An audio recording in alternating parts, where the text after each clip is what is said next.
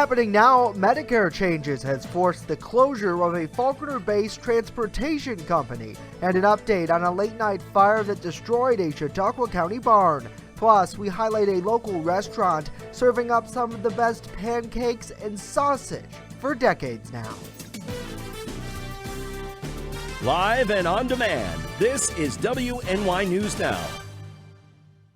And thank you for joining us for WNY News Now. I'm Justin Gould. Those stories and more coming up, but first, a Falconer transportation company is closing their doors. An employee with Fancy Transportation confirmed the news to us today.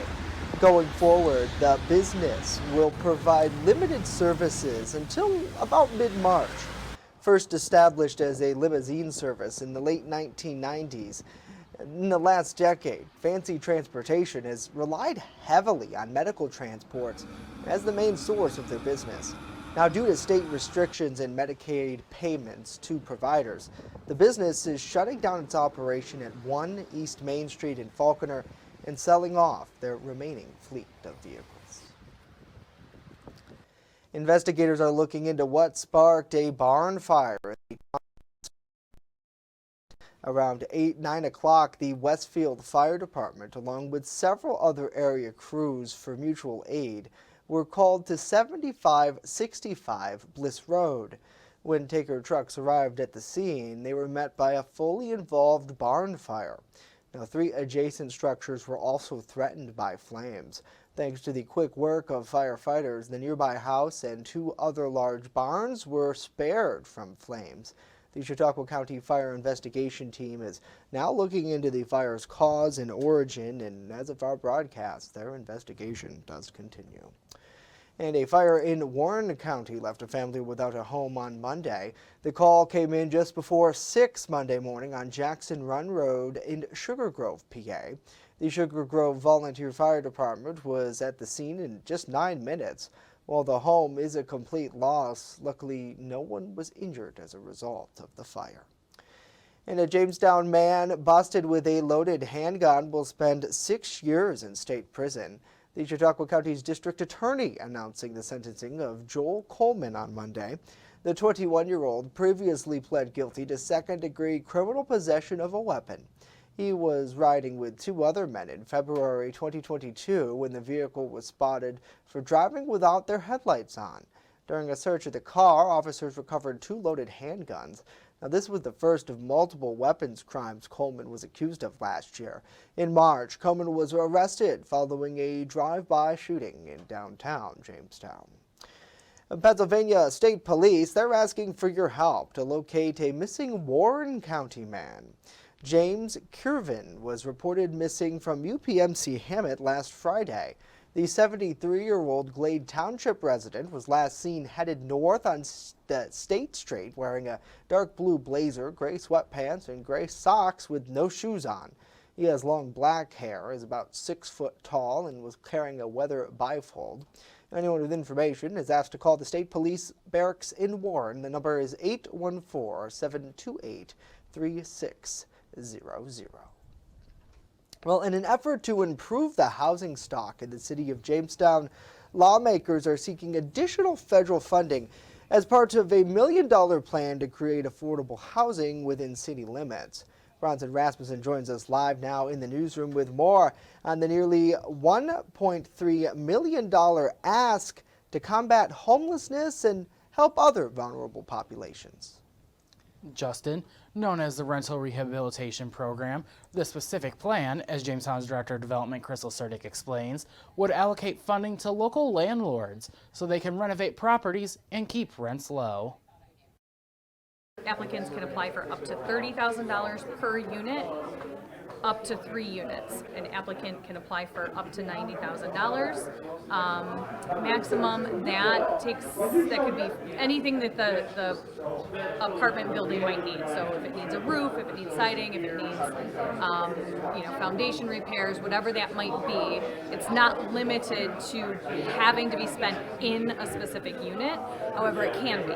While most landlords will be able to apply for this program, there are stipulations in place That prohibits property owner from selling that property within 15 years to make a profit.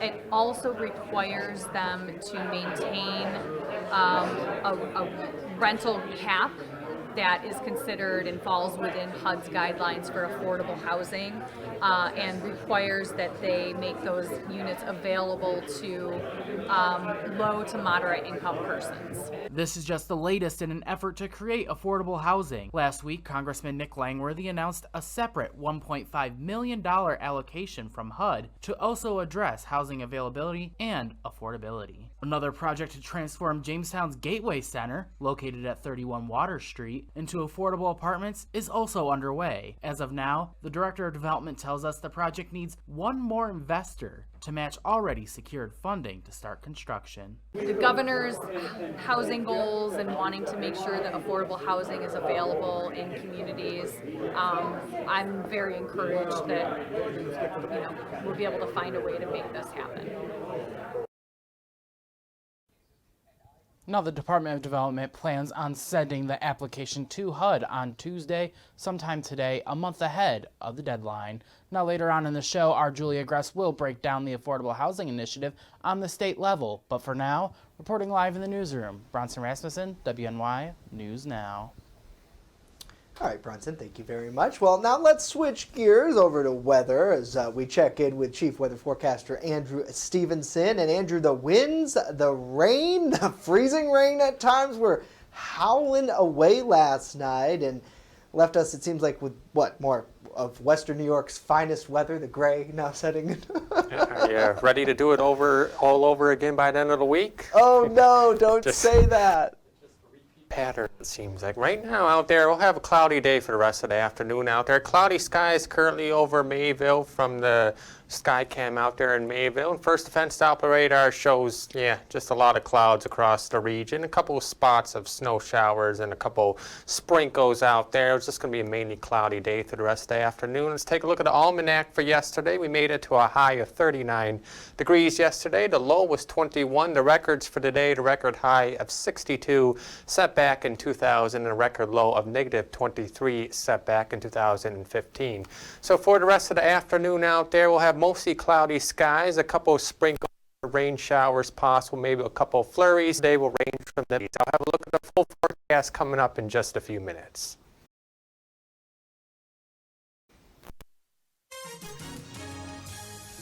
All right, Andrew, thank you. As we continue, a look at the proposed projects coming to Western New York as part of the state's 2024 executive budget.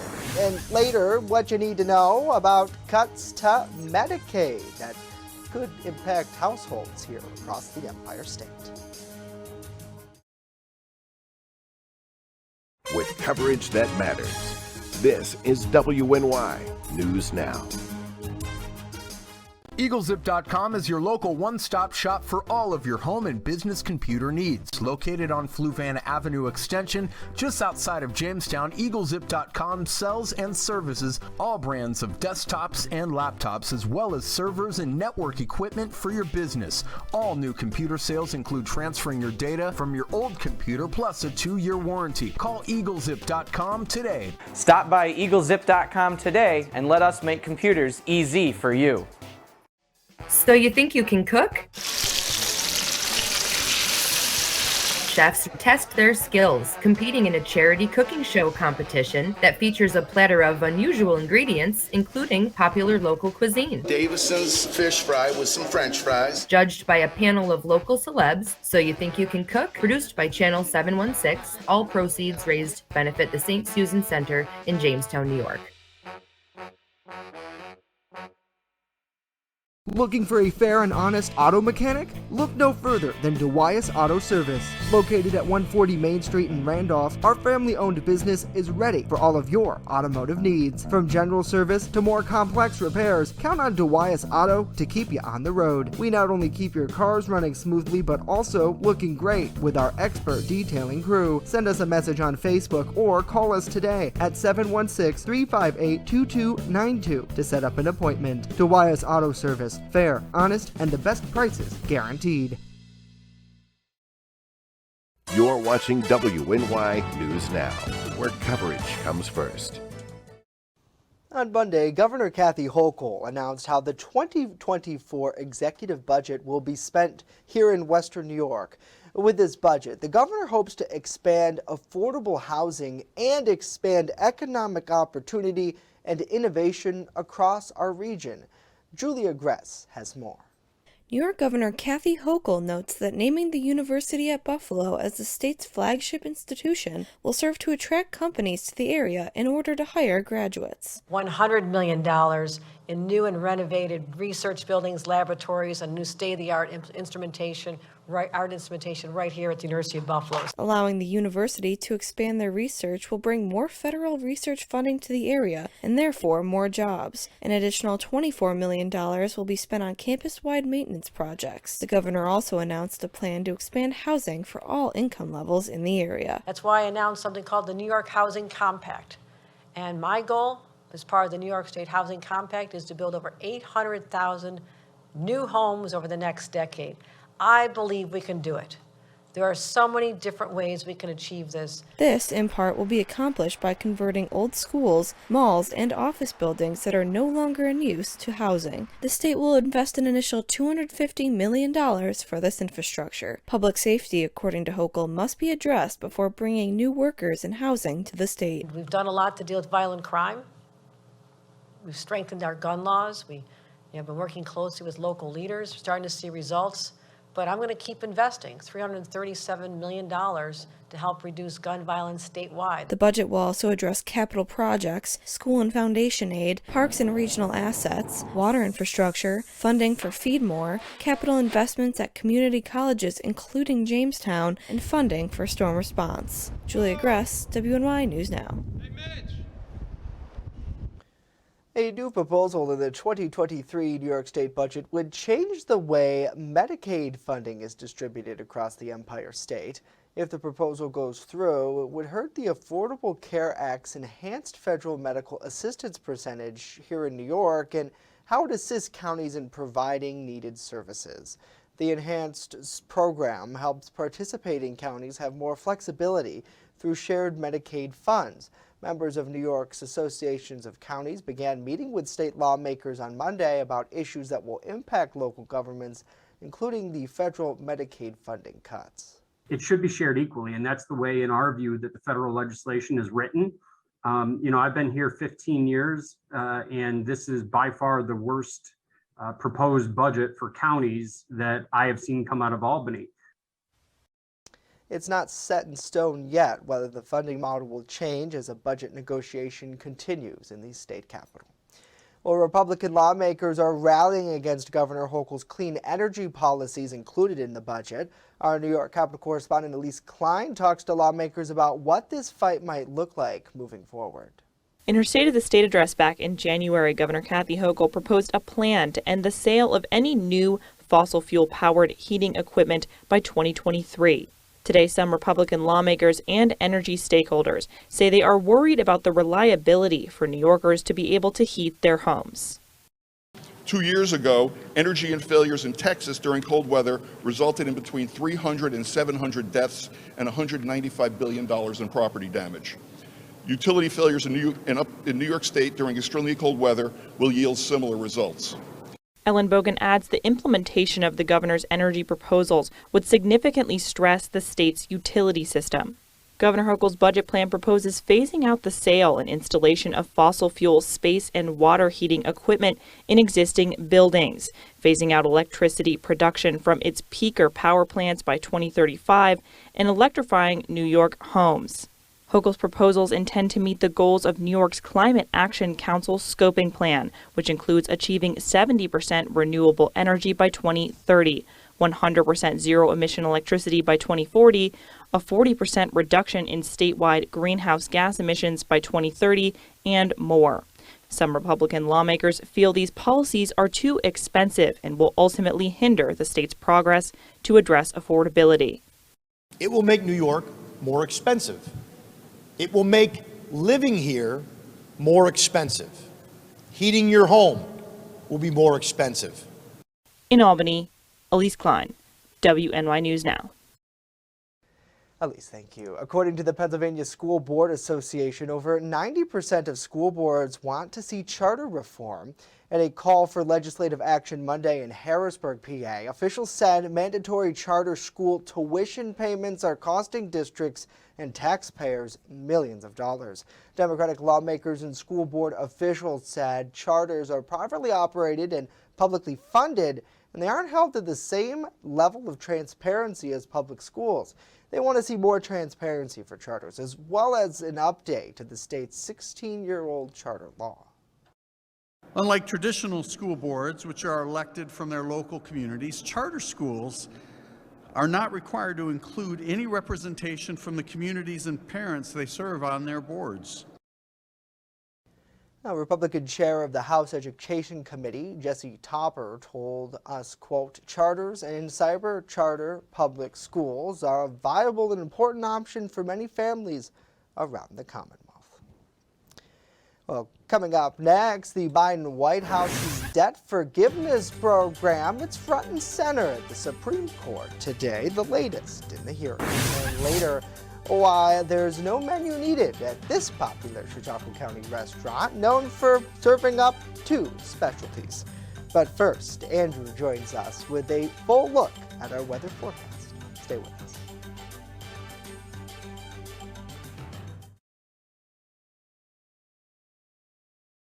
You're watching WNY News Now, where coverage comes first.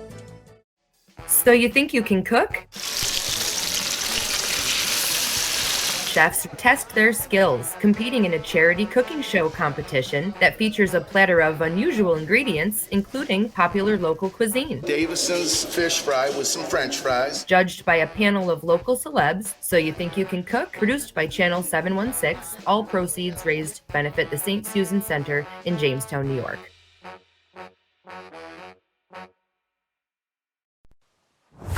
Have you ever wanted to live out your dreams? Hunt, fish, in all corners of the earth? Well, now's your chance. Follow Primitive Patriot Outdoors as we live out our dreams and show you how to live out yours through outdoor adventures. From Western New York to Africa to all corners of the earth, follow us on this adventure. It's an experience you've never seen before.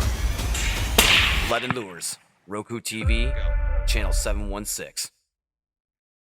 With coverage that matters, this is WNY News Now. Fast, accurate, and everyday. First Defense Weather. Welcome back to WNY News Now. Currently in downtown Jamestown, we're under cloudy skies. The current temperature 30 degrees at the Jamestown airport with a west wind of 18 miles per hour, a wind gust of 28, and it feels like 18 degrees out there. Well, tomorrow is March 1st, and that means it's the start of meteorological spring. What is meteorological spring? Well, we got different seasons in the meteorological department. Meteorological winter runs from December through March 1st, and then March 1st through May 1st starts to spring. Now, astronomical spring, that starts on March 20th, and that's based on the Earth's position towards the sun. So that comes March 20th, and tomorrow we start meteorological spring. And it's actually going to start to feel like a little bit around like spring out there as warmer temperatures will begin to overtake the region. The warmest temperatures will be found across Chautauqua County and portions of northwestern Pennsylvania, where by 4 o'clock tomorrow afternoon we'll be pushing temperatures in the mid-50s, close to 60, possibly across northwestern Pennsylvania, with the mid to upper 40s across much of the rest of the area. So here's what's happening across the northeast right now. That low pressure system that brought in the rain and the precipitation we saw the past 24 hours currently stands over Ontario, and that's moving off to the northeast, and that's taking that big band of snow with it. So over the next 24 to 48 hours, let's time it out on future scan. For the rest of the afternoon out there, cloudy skies, maybe a sprinkle, maybe a snow flurry through the afternoon into the evening, but much of the rest of the afternoon afternoon and overnight period of night will be mainly cloudy. A weak ridge of high pressure will build across the region tonight and into tomorrow. That's going to bring us partly sunny skies through the afternoon tomorrow, but we also might see a chance for a couple of rain showers tomorrow afternoon with partly to mostly cloudy skies overnight tomorrow. And then as we head into Thursday, another weak system will bring in a chance for a few rain and snow showers on Thursday. And then our attention will turn to Friday, and for that we're going to go with the GFS model. And the past few weeks it seems like we have this system on Friday that brings in a mixture of rain and snow, and it looks like currently we're going to have another system on Friday that will bring some wintry mix across the southern tier, snow portions of across northern portions of the area, and then some warmer air will work in and bring us some rain showers across like Chautauqua County, northwestern Pennsylvania. This is what the GFS model is showing. There are other models that show colder air Friday that could bring widespread snow in the region, but we're still a couple days out, and this will be fine-tuned over the next few days. And now the future brought to you by Ultimate Satellite Solutions. We'll go mid to upper 50s tomorrow, close to 40 on Thursday with a scattered rain and snow showers. Then we're watching Friday for the next storm system. And then just like the past few weekends, we get into Saturday. We start off with some snow showers on Saturday, and then high pressure will build in, and it's going to dry us out through the rest of the weekend, and dry weather should stick with us at least through the early part of next week, with temperatures right around average to slightly above average. Yeah, Andrew, thank you very much. The forecast is it's unbelievable, really. 56 degrees. Storms Friday and then drying out for the weekend. Yeah, this is nuts. This is nuts. But I mean, I suppose it could be like a record-setting snowfall this winter, so we can't complain too much. Thank you for that. Well, let's get some headlines from around the nation now. And a new report shows cities in the mid-Atlantic and northern U.S. could get more hurricane damage in the future. Research from the First Street Foundation found that while the planet warms up, storms will be stronger and faster. They'll even push farther north. The report lays out how homeowners could see financial losses from hurricane damage, and they'll likely increase significantly in places along Florida's coast and in the Gulf of Mexico. But even some places like Charleston, South Carolina, Savannah, Georgia, they could also become hurricane hotspots. Now, as for the north, New York City, they could see a big uptick too in damages as a result of more powerful storms. President Joe Biden's student loan forgiveness plan is in the spotlight today. That's when the U.S. Supreme Court is hearing arguments on two cases linked to the program. John Lawrence explains more. Braving the rainy conditions, a crowd gathered near the U.S. Supreme Court in anticipation of the High Court's decision on the country's student loan forgiveness program. We all have tremendous amounts of student debt because of the predatory practices of our capitalist economy. Millions of student loan borrowers could see up to $20,000 of their debt canceled, depending on the outcome of Tuesday's hearing. What we want to remind American people more broadly is how this program is going to give tens of millions of Americans across the country a little bit of a breathing room that you hear from the president, who says this a lot. That's part of his economic plan. Critics of the program say the country can't afford to pick up the tab. We believe that a lot of the inflation is a direct result of bad policies that this president's done through executive order, like canceling the Keystone Pipeline and the student loan debt and things like that. Two cases are in front of the justices Tuesday. In one, 6 Republican-led states say they would be harmed financially if the program goes into effect. The other involves 2 borrowers in Texas who don't fully qualify for debt forgiveness under the program. I'm John Lawrence reporting. The majority of the nation's business economic experts expect a recession to begin later this year than they had previously forecasted, after a series of reports have pointed to surprisingly resilient economic activity. 58% of 48 economists who responded to a survey by the National Association for Business Economics found that a recession will likely happen later on this year, the same proportion who said so in the survey back in December. But only a quarter think a recession will have begun by the end of March. Only half of those who surveyed said they thought it would happen in December. These findings reflect a survey from other business trade associations in academia, which was published on Monday. A third of those who responded to the survey now expect a recession to begin sometime in April or June. 1/5 think it will start in July and September. Well, coming up next, a popular restaurant here in Chautauqua County is gaining attention for its simplified menu.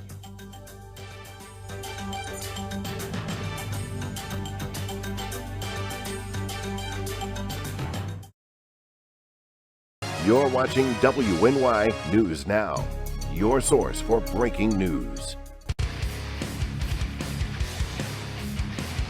On this episode of Lead and Lures, pro staffer and lethal lady Caitlin Armstrong takes out her big Ohio buck.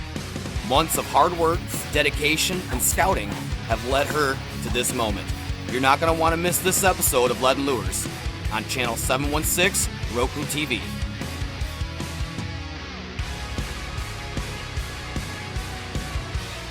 And if you want to see more of Caitlin Armstrong, follow her on YouTube, TikTok, and Instagram at Caitlin Armstrong. Land has been quite the experience. So you think you can cook? Chefs test their skills, competing in a charity cooking show competition that features a platter of unusual ingredients, including popular local cuisine. Davison's fish fry with some French fries. Judged by a panel of local celebs, So You Think You Can Cook, produced by Channel 716, all proceeds raised to benefit the St. Susan Center in Jamestown, New York. Well, at just about every restaurant in our area, you have a choice of what you'd like to eat. Sometimes it's a tough decision because there's so many great options, but there's one restaurant here in Chautauqua County where the food is so good, it only offers one thing. Customers don't seem to mind at all, as John Last explains. I'm at Red's Best Pancake House in Sherman, New York. It's a different kind of restaurant for many reasons. For one thing, there's no menus. You really don't need one.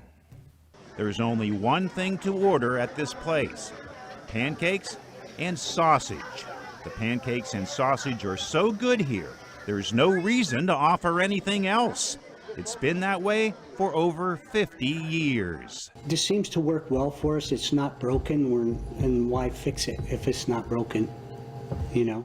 Daryl and Kathy Redlecki purchased the restaurant 23 years ago. It was previously owned by a man named Bill Barney for 28 years. There's been a continued tradition of excellence. The syrup is made on the property.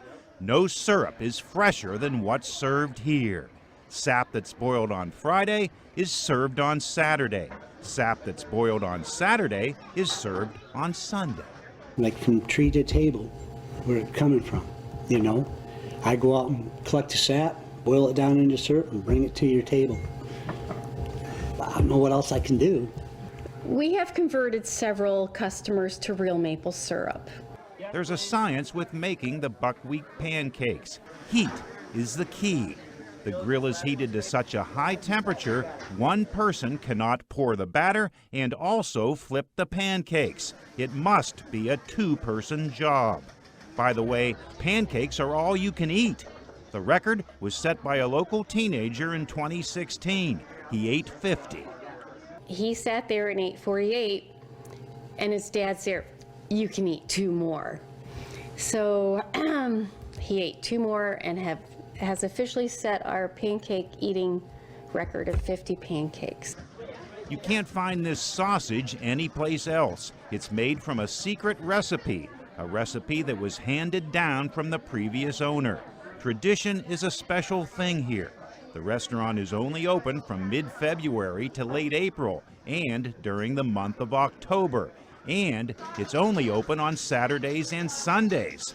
Just like beautiful spring flowers or the turning of leaves, Red's Best pancakes, syrup, and sausage can only be experienced a certain time of year. And the traditions are expected to continue for years and years to come. I think all of our kids are going to do it. I think they'll keep Not this, our kids or grandchildren will. because they come and help Grandma and Grandpa on the weekends. They love to do it. Mm-hmm. With the last word at Red's Best Pancake House in Sherman, New York. John Last, Erie News Now.